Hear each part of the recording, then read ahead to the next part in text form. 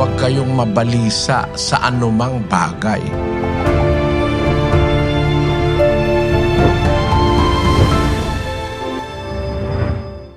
Kailangan lang magtiwala tayo sa Diyos. Mawawala yung depression, yung alalahanin. Kasi ang sabi ng Panginoong Hesus doon sa Mateo, 6:27, At alin sa inyo ang sa pagkabalisa ay makapagdaragdag ng isang siko sa sukat ng kaniyang buhay? yung isang siko kasi sa pamantayan ng Biblia, mula dito sa dulo ng pinakamahabang daliri hanggang sa siko, yun ang isang siko. Ginagamit na way of measure noong panahon ng una. Ang isang siko, more or less, 18 inches. Kung mag-aalala ka, mababalisa ka ng mababalisa, makakapagdagdag ka ba sa buhay mo ng 18 inches na haba ng buhay? Hindi. Hindi nakakapagdagdag ang pag-aalala. Ang pag-aalala nakakapagdagdag sa ikamamatay, depression, mga kung ano-anong alalahanin. Ano ang payo ng ating Panginoon doon sa 6:33? Datapwat hanapin muna ninyo ang kaniyang kaharian at ang kaniyang katwiran, at ang lahat ng mga bagay na ito ay pawang idaragdag sa inyo.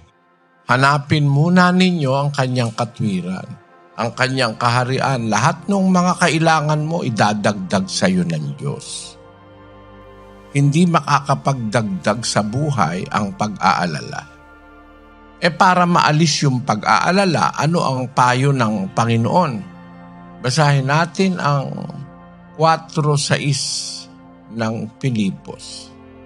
Huwag kayong mga balisa sa anumang bagay, kundi sa lahat ng mga bagay sa pamamagitan ng panalangin at daing na may pagpapasalamat ay ipakilala ninyo ang inyong mga kahilingan sa Diyos. At ang kapayapaan ng Diyos na di masayod ng pag-iisip ay mag-iingat ng inyong mga puso at ng inyong mga pag-iisip kay Kristo Jesus. Huwag kayong mabalisa sa anumang bagay. Kahit anong bagay, dapat huwag kang mabalisa. Napakalawak nun, kapatid. Kakainin, daramitin, iinumin, tatahanan, gagastusin. Huwag kayong mabalisa sa anumang bagay. Mga bagay sa palibot-libot ng buhay natin. Mga kung ano-anong mga aksidente, mga sakit, mga kung ano-anong bagay na ikinababalisa ng tao. Ang sabi, huwag kayong mabalisa sa anumang bagay, kundi sa lahat ng mga bagay, sa pamamagitan ng panalangin at daing, kalakip ang pagpapasalamat sa Diyos, ay ipakilala ninyo ang inyong mga kahilingan sa Diyos.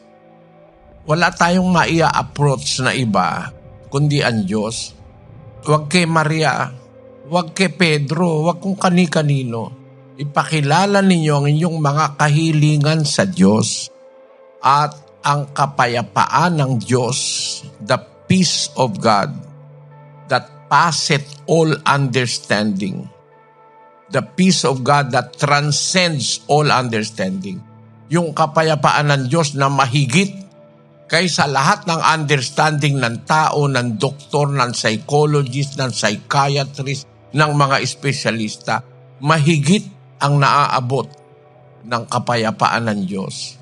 The peace of God that will conquer all understanding shall keep your hearts and minds through Christ Jesus.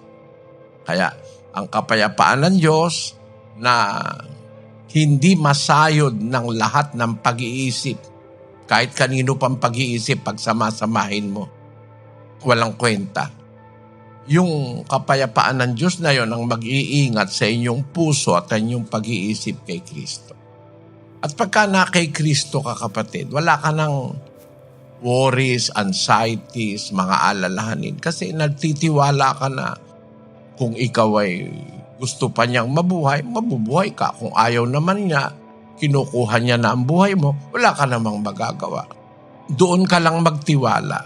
At makita mo, dadagdag pa ng Diyos sa iyo yung mga pangangailangan mo sa buhay. At hindi ka na dapat mabalisa.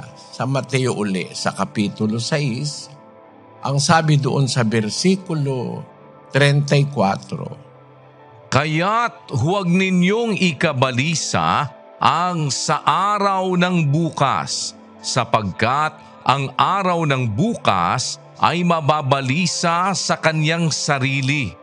ang ganda-gandang salita ng Diyos. Huwag kang mabalisa sa bukas. Ang bukas ang bahalang mabalisa sa kanyang sarili. Mawawala ka ng preoccupations, mga problems, mga anxiety, depression. Mawawala. Huwag kang mabalisa.